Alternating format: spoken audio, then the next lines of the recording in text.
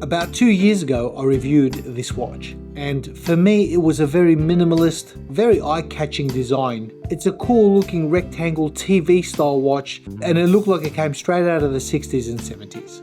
Now 2 years later, they've sent me the updated version of that first model, and all the stuff that I said they should change on the first model by making it smaller, thinner, they've actually done it.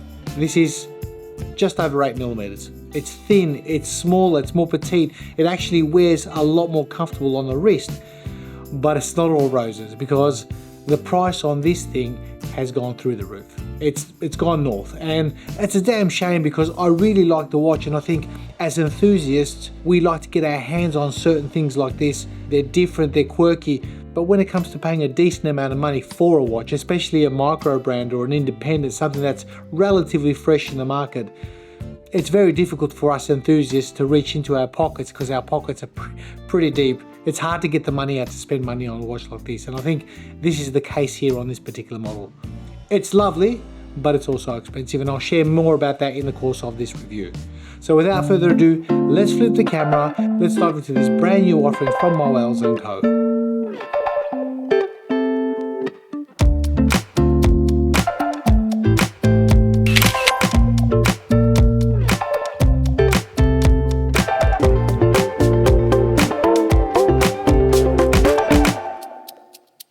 Now, jolting my memory back 2 years ago, I actually enjoyed the first watch. It was an orange dialed watch. I liked that it was a fresh design, and this is no different. It's the same design, but it is small. It's been reduced in physical dimensions, especially that thinness, and I think they've done well in that department. Now I'm going to cut straight to the chase on the price on these watches because the pre-order price on this comes in at 1,350 British pounds. That comes in at around 2,750 Australian dollars. The retail is going to settle at £1,650. That's over 3,300 Australian dollars. And in my book and in my eyes, that's a lot of money. I'm not here to tell you guys go out and buy this watch, but I am here to say to you guys it's expensive. I'm happy with the fact that it's designed different and it's unique. There's nothing really like this on the market. But getting close to 3,000 Australian dollars as a pre-order price, that's a big ask. Whatever the case, Moels Co have sponsored this video, so I will of course leave the links in the description section. If you're interested in this particular watch, by all means feel free to check them out. And diving into the physical dimensions of this watch, I measured the rectangle case of 43 by 32mm. That case height comes in at 8.7mm with a lug-to-lug of 38.6, and it also features a standard lug width of 20. The crown I measure at 5.4mm. It's a push-pull crown. The watch offers 50 meters of water resistance. And the total weight of this watch on the supplied D-lugs leather strap, I measure exactly 53 grams. Now this is where the watch shines for me, and that is on the wrist. The original watch design was lovely, and being a rectangle case, I think the smaller dimensions is going to work so much better on many more wrists. And that's probably the reason they've designed this, to cater for a market that's designed more towards a dressier style watch, thinner, smaller, and a little bit more elegant. And the comfort on the supplied D-lug strap has also been ideal. In fact, whoever's had a D-lug strap in the past, you know these particular straps. They're made well, they taper from 20 down to around 16, a very easy wearing experience, so in that regard I think they've chosen well. And I've reviewed D-lug straps in the past, and this particular leather one has been probably a good choice for this style of watch. Now if I turn the watch over, you'll notice it's still an exhibition case back. However, the case back itself is fully brushed, and that's probably a step in the right direction to avoid potential fingerprints and marks. Now hiding behind that exhibition case back is the La Joux-Perret D101. It's a mechanical manual wind watch. It beats at 21,600 vibrations per hour. It features no seconds, nicely decorated with blue screws, some Cote de Genève, and this particular one here offers around 50 hours of power reserve. Now apart from the physical dimensions of this watch, having a smaller movement, wearing better, the overall design's the same. From what I can see, from what I can tell, from what I've experienced.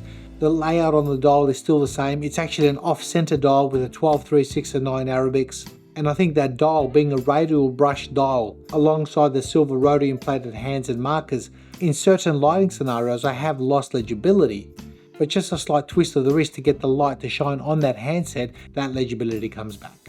And speaking of legibility, the sapphire crystal on this watch again is doing a very good job. It's curved and follows the contours of the case shape exactly, and even the anti-reflective coating on the underside of the crystal I've had no complaints with. Now, after having experienced this watch on the wrist, there are room for improvements. Just like the original one had, so does this. And for me, top of the list is the price. I mentioned it before. I think it's a big ask. You've really got to want this watch to be able to say, yeah, I can justify that. I know that there's tariffs and I know that things have gone up all around the world. I get that, but I'm trying to find that price in this watch. And although the design is good and unique, I still think the price is slightly inflated. But that could be just me. Maybe you guys give me your feedback. Let me know what you think, what this should be worth. And don't be ridiculous. It's a $50 AliExpress. I hear that a lot in comments. Be realistic. Now, the second thing that I want to speak about in the room for improvement section, I really would have loved the running seconds hand on this. I know that the Le Jour does not offer running seconds hand on this model. And just throughout the week of wearing it and looking at this watch, just some movement on the front dial would have been lovely. Again, this is a personal subjective gripe. A lot of people might like the full minimalist look of this watch. And at the end of the day, when you take the watch off and you want to see if it's still working, or even in the morning, just look at the back. And if that balance wheel is still spinning, you know that the watch is working. Regardless, the fact that it's a 50-hour power reserve, you'll probably find yourself every second morning giving this watch a little bit of a wind up just to refresh it and go along on your day. Legibility has been another thing I want to talk about regarding this watch. Being a silver color dial and silver handset, sometimes I have lost its legibility, but just twisting the wrist and letting the light fall on that handset, you quickly pick it up straight away. But I am mentioning it here. That has been something I have experienced throughout the week. And the setting of the time, obviously there's only 5-minute increment markers, so it's a general gauge of where you set the time. You haven't got minute markers per se, so it's a general read and a general setup. So apart from that, look, the watch has been lovely. I think retro designed, 1970s inspired television on your wrist. It's quite funky, it's quirky. I understand not all watches are to everyone's taste, and this is one of those watches where a lot of people are going to either love it or they're going to say, nah, definitely no way. And whichever camp you fall in, it's irrelevant. I think the watch's finishing and design is quite unique and nicely done, albeit the price is a little bit north of where we would like it to be as enthusiasts. But overall, I think it's good to see independents, micro brands, just designing some different stuff, bringing it to the table. At least it gives us some variety as enthusiasts in this hobby to be able to source things that you normally would probably not see from mainstream and offer a nice unique taste and flair to the whole watch wearing experience. So thank you for watching. My take on this brand new model from Moels Co. Smaller, more refined, a lot thinner, a lot more pleasurable on the wrist, but also a lot more demanding on that back pocket. So be well, be safe, continue to enjoy this hobby and one another, and we'll see you all in the next one.